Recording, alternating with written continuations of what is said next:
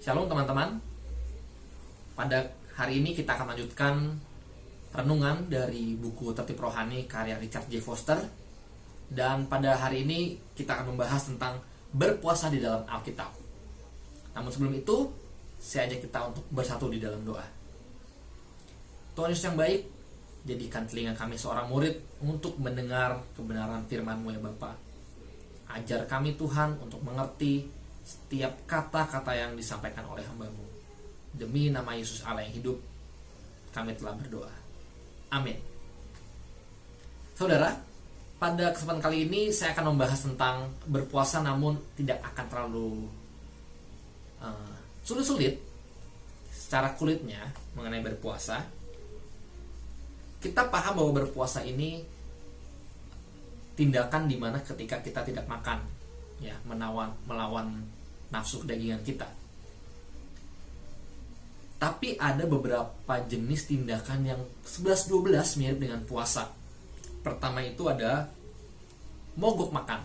Nah, mogok makan ini punya tujuan itu ada untuk memperoleh kekuatan politik, ada untuk menentang suatu pemerintahan atau menentang hal lainnya, ada juga untuk menarik perhatian secara umum.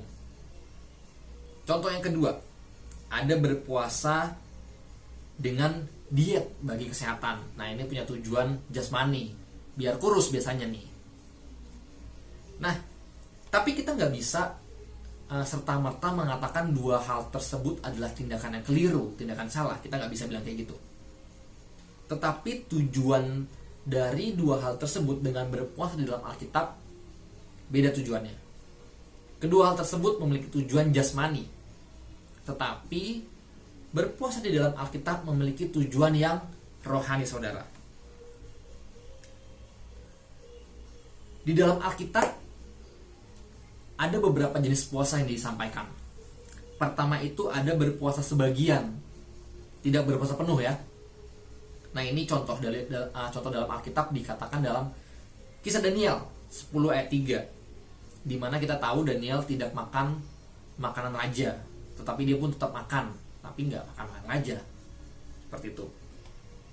Lalu berikutnya yang tadi sempat saya katakan bahwa ada puasa penuh.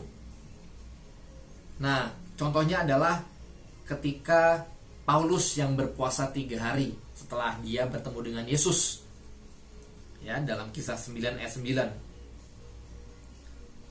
Ada juga yang menarik, puasa yang dilakukan oleh Musa dan Elia 40 hari 40 malam. Tapi sebetulnya puasa ini tidak dianjurkan bagi kita semua, kecuali bagi mereka yang mendapatkan konfirmasi dari Tuhan secara langsung. Karena menurut buku Foster ini, tubuh manusia tidak tahan lebih dari 3 hari tanpa konsumsi air. Nah, jadi bisa berbahaya teman-teman bagi kesehatan. Lalu kita juga paham ya, puasa ini kan tindakan kita secara pribadi ya, puasa sendiri, makan sendiri gitu. Tapi ternyata di dalam Imamat 23 ayat 27 disampaikan ada puasa secara korporat. Nah, ini satu-satunya puasa umum tahunan yang dituntut oleh Taurat Musa dalam memperingati hari pendamaian. Contoh lainnya adalah ketika Yunus ingin pergi ke kota Niniwe, ya. Ketika Yunus menyampaikan untuk bertobat, Niniwe pun akhirnya berpuasa bahkan hingga ternak-ternaknya. Nah, menarik, kita teologi ada puasa juga secara korporat setiap hari Senin, teman-teman. Nah, kita nggak boleh lupa nih untuk terus ikut dalam puasa secara korporat ini. Hasilnya apa? Kita melihat kota Niniwe pun akhirnya bertobat, ya. Pemulihan jiwa-jiwa yang besar terjadi. Kita nggak boleh meremehkan puasa tersebut. Ada satu kisah yang menarik dari bukunya Foster ini, dicatat oleh John Wesley. Dia mengatakan demikian: pada tahun 1756, Raja Inggris memerintahkan seluruh warganya untuk berpuasa secara penuh, 1 hari penuh. Alasannya apa sih kenapa mereka berpuasa?